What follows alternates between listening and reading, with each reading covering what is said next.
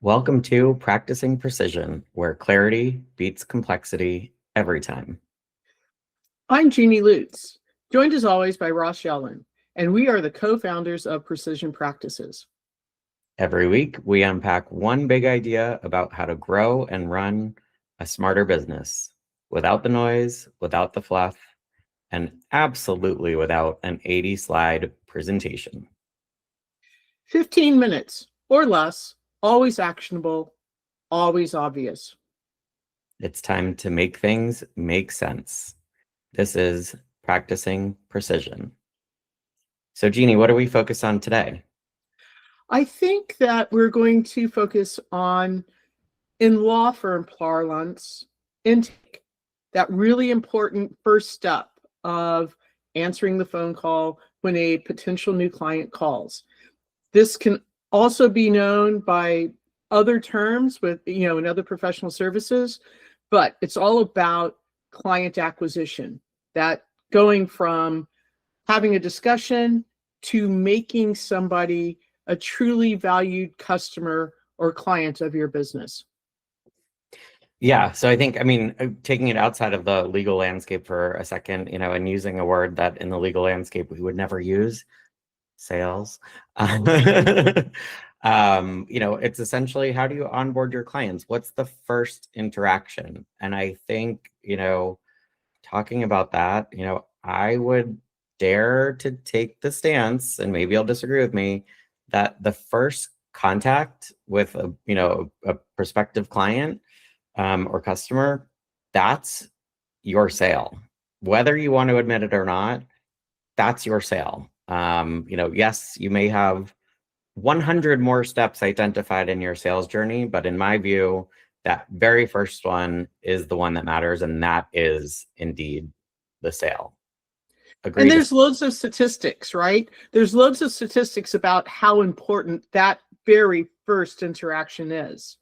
There are, just to name a few, 78 to 80% of people will hire the first person that they talk to.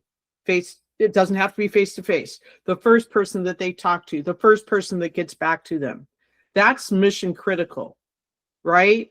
But it's crazy the number of times people will submit a call, get a voice recording, and never get a return phone call back. Yeah, it blows my mind because the amount of money that is spent in order for that phone to ring, more often than not, is a number that people don't even want to hear, frankly. It can be such a high number, depending on your market, depending on even the specific segment within that market. There are terms that can cost hundreds, if not over $1,000, for example, in Google Ads specifically, just to get that one click. So that one phone call, whether it's answered right, or if for unfortunate reasons it goes unanswered, is not returned right, just costs you $1,000 off the bat. Never mind whatever that customer value was to your business. It's huge, right? I mean, it's just, I can't emphasize it enough. And I think that most people view it really as an administrative task, right? Way more than a strategic play for their business. Absolutely. By the time somebody reaches out, by the time somebody actually takes the time out of their busy day to make that phone call, they've already pretty much determined that they have a problem. They've done research about what that problem is and what they know what they need to do. And they are literally evaluating who they're going to hire to fix their problem. It's all about a trust bridge. That first contact is critically, critically important. And it's not just the basics. It's things like, obviously, saying the right thing. But when that person that answers the phone has to ask for the spelling of somebody's name 5 different times, could you repeat that? Could you repeat that? All of that leaves a very, very, very poor mark on the impression of the person that's taken their time to make that call. Yeah, I mean, I would double down on that even more so and say, oftentimes, yes, they obviously had to do some level of research to obviously find the phone number, pick up the phone. And it's not always the phone, right? It can be email. There are many different ways to contact folks these days: email, text, live chat, whatever it may be.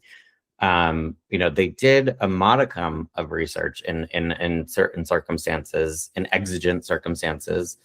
But then it's up to you to fill in the gaps of that research, to hammer home, don't go back to Google and start looking for other folks. You landed in the right place the first time. Here we are. We're ready to help you with X, Y, or Z. We're ready to, provide you with the product that, you've been searching for. It's the right product for your job. Whatever that, case is, that's your opportunity to jump in, full tilt and frankly, sell. I hate to use that word, but sell. And it really is about meeting that person, first time right. And to your point, not asking, what's your name 5 times over. You can get back to that if you think you maybe made a spelling error, continue the conversation, and then, oh, I just wanted to confirm I have the spelling of your name right. But asking 5 times immediately only leads to frustration on the other end. Absolutely. And the corollary to all of this, of course, is as soon as you get off of that first contact, off of the phone call, make sure that there is immediate follow-up.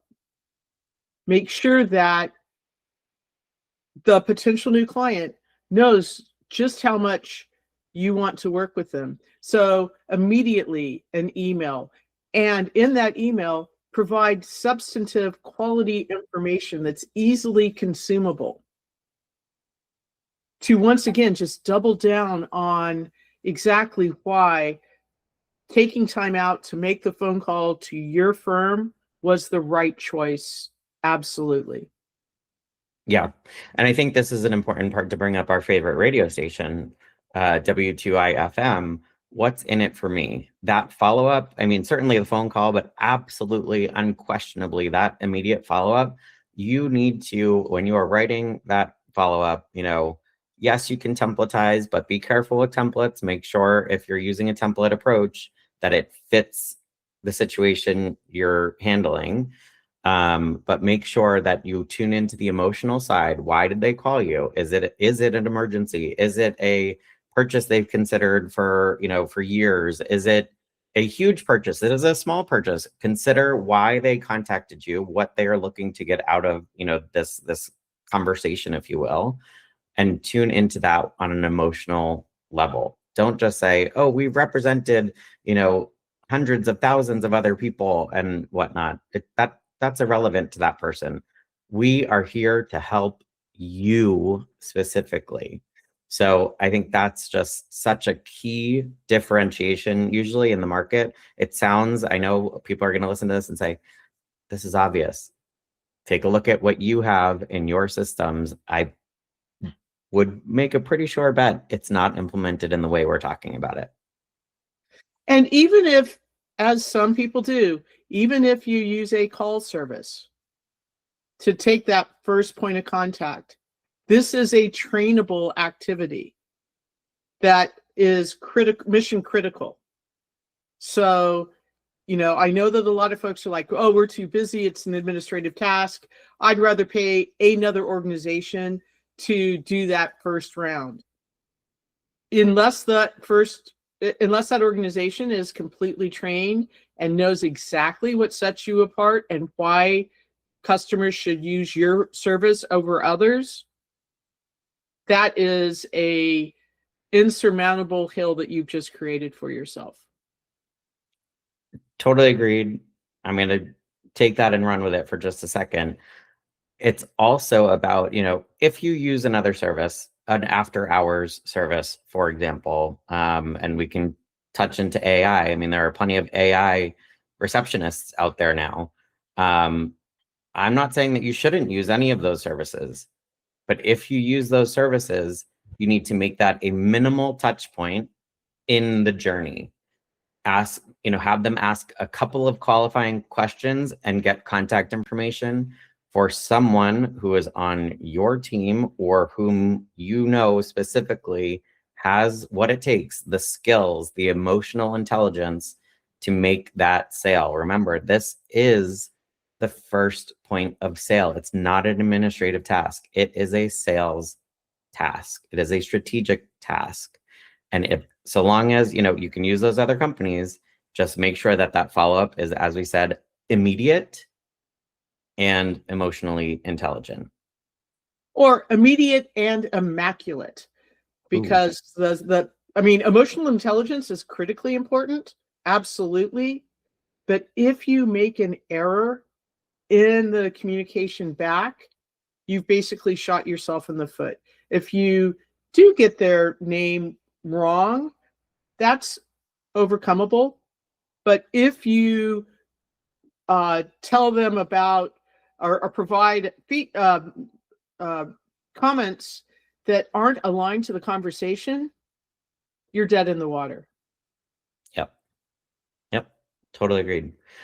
I think that's a great place for us to wrap and probably lead into what will now become our next episode, which is maybe talking about how speed is strategy and how, you've got to make that response immediate. Any closing notes, Jeannie? Nope. All I'd say is if you want more insight on this particular topic as it relates to your firm or your business, give us a shout. We're happy to have a dialogue, consultation, absolutely free. Just call us and we'll provide even more details specific to your business. Awesome. Great way to close it. All right, everybody. This has been Practicing Precision. Cheers. See you next week.